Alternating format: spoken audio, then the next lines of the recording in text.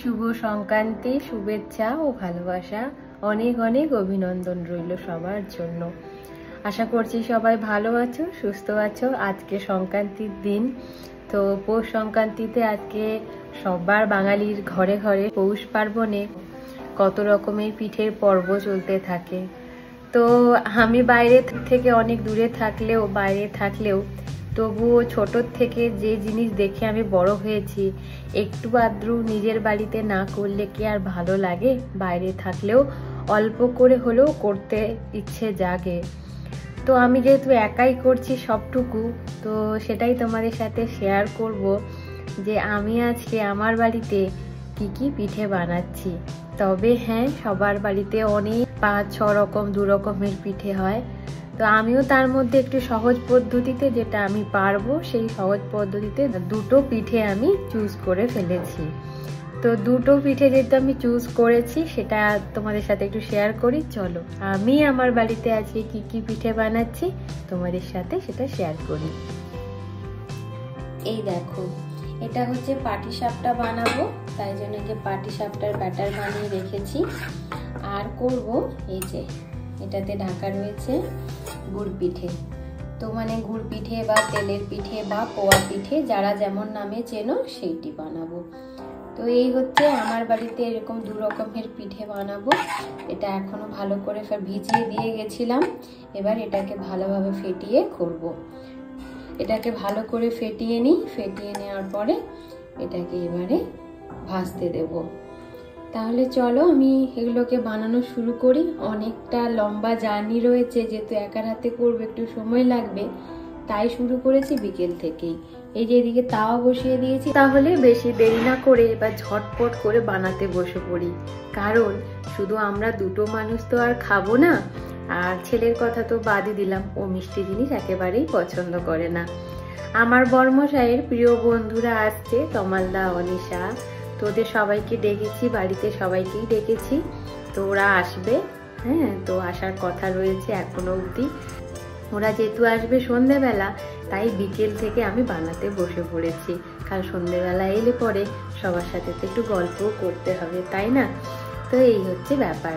তো চলো তাহলে ঝটপট করে আমি পিঠেগুলো বানিয়ে ফেলি। এই দেখো, গুড় পিঠের যে ব্যাটারটা, সেই ব্যাটারটা ভালো করে ফেটিয়ে নিয়েছি। এর মধ্যে দিয়েছি মৌরি, সুজি আর ময়দা, অল্প করে একটু চালের গুঁড়ো দিয়েছি। সুজি ময়দা দিয়ে ব্যাটারটা বানিয়েছি। এবারে দিয়ে দেব সাদা তেল। বেশ অনেকটা বেশি করে সাদা তেল দিতে হবে। এটা বেশ গরম হয়ে গেছে, চলো এবার একটু চেক করে নিই, টুকরো ফেলে। হয়ে গেছে গরম। ডাব্বা একটু দিয়ে দেখি।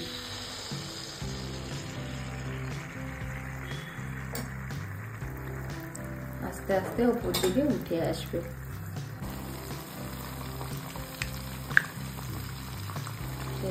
উঠে উঠছে, বুঝেছ?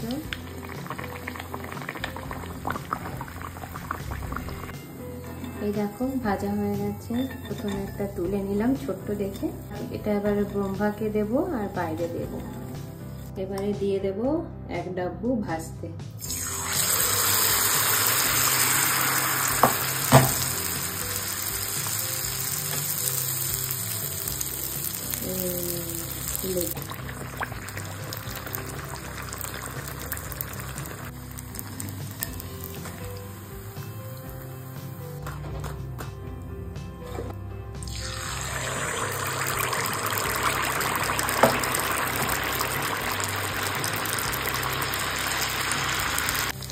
এবারে লুচির মতন ফুলছে।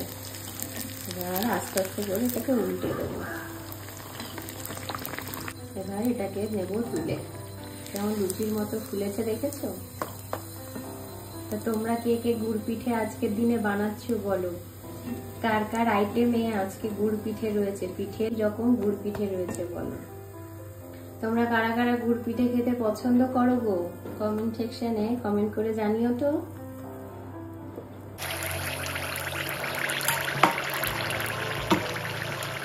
দেখো নিচে দিয়েছিলাম, একদম ওপরে ফুলে চলে এলো। দেখো ওপরে এসে নিচটা একদম ছেড়ে দিয়ে ওপরে এসে ফুলছে। দেখো দেখেছো কেমন লুচির মতো ফুলছে গুড় পিঠেগুলো। এটা ফুটো হয়ে গেলে কিন্তু একদম ফোলাটা কমে যাবে। এটা পারফেক্ট হচ্ছে একদম। প্রথম এক দুটো কখনোই দেখেছি আমার ঠিক হয় না, মানে একদম কুকড়ে যায়, তো শক্ত হয়ে যায়। প্রথমটা দেখেছি ফোলে না এত সুন্দরভাবে। এটাও হয়ে গেল। এটা হচ্ছে 4 নম্বর। তো 3 নম্বর আর 4 নম্বর পিঠেটা একদম লুচির মতো হয়েছে। প্রথমে দুটো খুব একটা ভালো হয়নি, তো প্রথমেরটা শক্ত হয়েছে আর দ্বিতীয়টা কুকড়ে গেছে। আর এটা একদম, এটা 3 নম্বরটা 4 নম্বরটা একদম পারফেক্ট হয়েছে। এই হলো লাস্ট পিঠে। আর দেখো লাস্ট পিঠেটাও বেশ সুন্দর লুচির মতো ফুলেছে, দেখেই কত ভালো লাগছে। মানে খাই আর না খাই, এগুলো যদি পারফেক্ট ভাবে হয় রেসিপিগুলো, তাহলে কিন্তু অনেক বেশি ভালো লাগে, তাই না? এইটা হয়ে গেলেই এবারে করবো পাটিসাপটা পিঠে।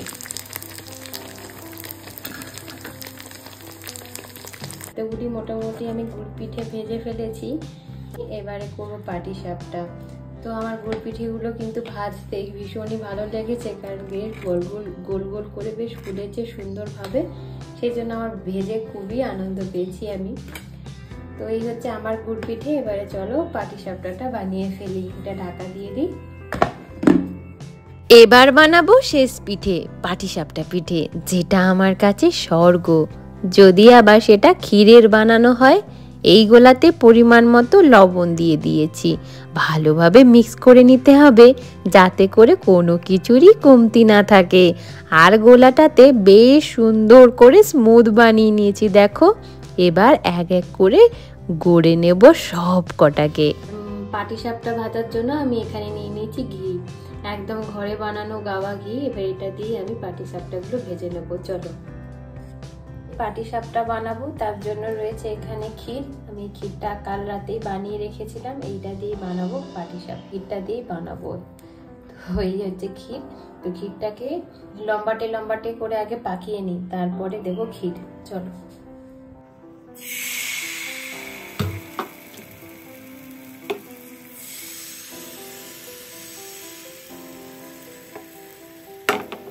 ওপর থেকে এবার শুকিয়ে এলে তারপরে আমি দেব ক্ষীর।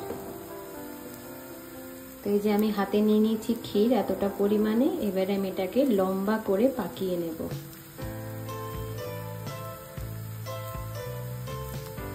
এই দেখো শুকিয়ে গেছে ওপরটা।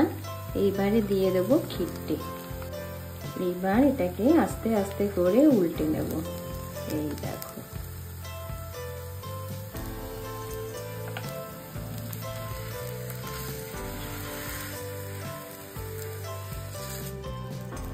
প্রথমে একটা সুন্দর করে ভেজে নিলাম, গায়ে বেশ জালি জালি ধরেছে। দেখো আবারও একটা সুন্দর করে ভেজে নিই। চলো গোলাটা যদি ঠিকঠাক ভাবে বানানো যায়, আর তাওয়াতে দেওয়ার পর একেবারে বেশ সুন্দর করে পাতলা পাতলা করে গোলাটাকে ঘুরিয়ে নিতে হবে। পাতলা হলে গোলাটা না, তবে কিন্তু একেবারেই পাটিসাপটাগুলো ভেঙে যাবে না। আর মোটা মোটা গোলাটা যদি বানানো হয়, তবে কিন্তু দুদিকে সাইডটা ভেঙে যাওয়ার চান্স থাকে। প্রত্যেকটা পিঠে আমার খুবই সুন্দর করে তাওয়া থেকে উঠিয়েছি। আর কিছু পাটিসাপটা জালি জালি ধরেছে, আর কিছু কিছু পাটিসাপটা দেখো গাটা একেবারেই প্লেন। এটা হওয়ার কারণ শুধুমাত্র আগুনের টেম্পারেচার কম বেশি হওয়ার জন্য জালি ভাবটা আসে। এই জালি জালি পিঠেগুলো দেখতে কিন্তু খুবই সুন্দর লাগে, কিন্তু টেস্টের এদিক ওদিকের কোনো ব্যাপার নেই, টেস্ট একই রকমই থাকে। কিন্তু ওই দেখতে ভালো লাগে, তাই অনেকে একটু আগুনের টেম্পারেচারটা বেশি রাখে, তাতে কি হয় জালি জালি ভাবটা চলে আসে। আর যদি একেবারে লো আছে পাটিসাপটাগুলো ভাজো, তাহলে কিন্তু পাটিসাপটাগুলো একেবারে প্লেনই হয়। ভেবেছিলাম গুড়ের পাটিসাপটা বানাবো, কিন্তু বাড়িতে তো আমার পাটালি গুড় নেই। কিন্তু ওই জাগরি পাউডার দিয়ে গুড় পিঠেগুলো বানিয়ে ফেলেছিলাম।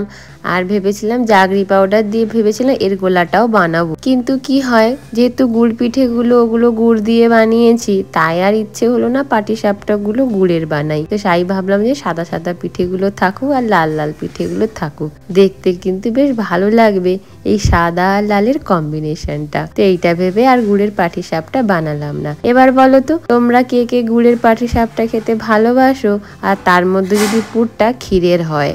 নারকেলের পুর দিয়ে বরাবরই বানিয়ে থাকি, তবে এবারে মাইন্ডটা একটু চেঞ্জ করলাম, না এবারে বানাবো ক্ষীর দিয়ে। যেই ভাবা সেই কাজ, তাই বানিয়ে ফেললাম ক্ষীরের পাটিসাপটা। কথা বলতে বলতে সব কটা পাটিসাপটা বানিয়ে ফেলেছি। এই দেখো এতগুলি পাটিসাপটা হয়েছে।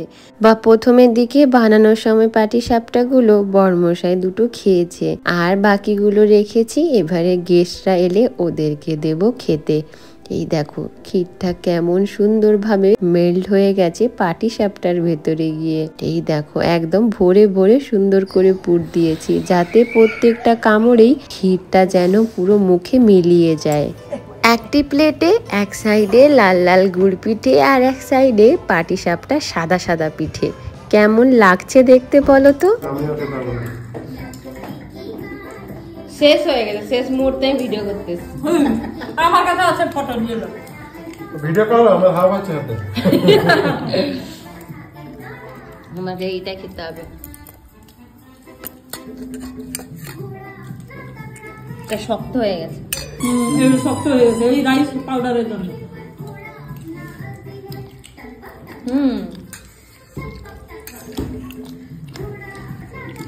চালটাই আঠালে আঠালে টাইপের। এটা আমাদের যখন জিনিসপত্র পেলে এই জিনিসটাই সুন্দর লাগে। এটাই। কিন্তু দুধটাও ভালো হয়েছে আমাকে, আমি তো এইটাই খাই। ওটা এই খাই। দুধটা একদম নেড়ে ইলাইচি বেলি হ্যাঁ ওরকম আমি অ্যাকচুয়ালি দুধের সাথে এটাই খাই। কোনটায় কোন বলো তো, সেই ছোট সিলিন্ডারে করেছি। মা বললো সেটা বের করো, আমি বলে চলো আমাকে বলেছিল বের করতে। তোমাকে বের করতে পারি না। মানে গ্যাস এটা ওভেনটা পাপা না আনিনি, আমাকে বলে আমি দাঁড়িয়ে থেকে তখন করতে পারবো না, তুমি হচ্ছে সিলিন্ডারটা দাও। পিঠে বানানো শেষ, তার কিছুক্ষণ পরেই বরমশাইয়ের বন্ধুর বাড়ির মানুষজনের পদধূলি আমার বাড়িতে। কি যে আনন্দ, সে আর ধরে রাখতে না পেরে ভিডিওটাই করতে ভুলে গেছি। শেষ মুহূর্তে শেষের খাওয়া দাওয়ারের মুহূর্তটাই তুলে ধরলাম। আর বন্ধুরা হাতে করে নিয়ে এলো মিষ্টির প্যাকেট, ফল আর দুধ পুলি পিঠে। কি যে মজা! এত কিছু এখানে একলা একলা থেকেও এমন সুন্দর মুহূর্তে সবাই একসাথে হতে পেরে নিজেকে যেন ধন্য মনে হচ্ছে। সন্ধেবেলা মিষ্টি কত রকমের পিঠে খাওয়ার পরে রাতের ডিনার সেরে এনারা চললো বাড়ির উদ্দেশ্যে। আসলে কেউই আর থাকতে পারবে না বেশিক্ষণ, তাড়াতাড়ি খাওয়া দাওয়া সেরে বাড়ি ফিরতে হচ্ছে, কেননা সবারই কাল সকালবেলা অফিস রয়েছে। যেহেতু কাল সকালে সবার অফিস রয়েছে, তাই আর বেশি সময় দিতে পারলো না আজকের রাতটাতে।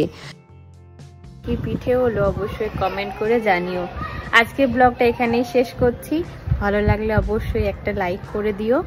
ভালো থেকো, সুস্থ থেকো, সাবধানে থেকো। Tata, bye bye.